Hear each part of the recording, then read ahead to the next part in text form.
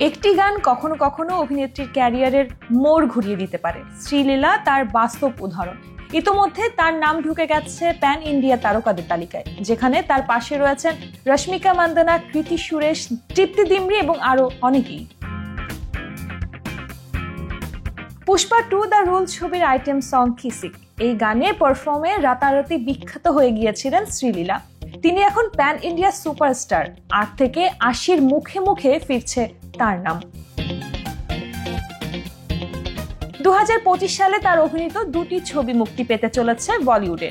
গত 3 বছরে 3টি মেগা বাজেটের প্যান ইন্ডিয়া ছবিতে অভিনয় করেছেন শ্রীলীলা। যদিও বক্স অফিসে সেগুলো সাফল্য পায়নি, তবে এই গানটি তাকে এনে দিয়েছে আকাশছোঁয়া জনপ্রিয়তা।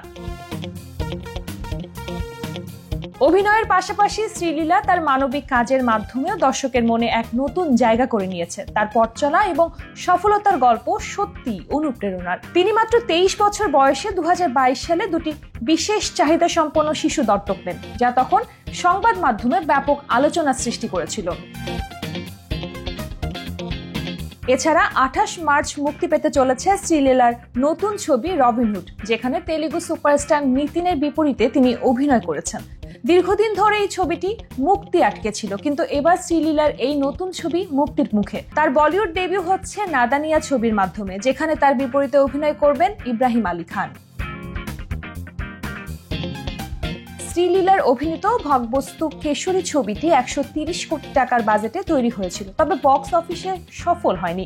এছাড়া গুট্টুর করম এবং ধামাকা ছবিগুলো বক্স অফিসে প্রত্যাশিত ফলাফল দেয়নি। তবে এই সত্ত্বেও তার গ্ল্যামার এবং পরিশ্রম তাকে আরো বড় মঞ্চে তুলে ধরেছে।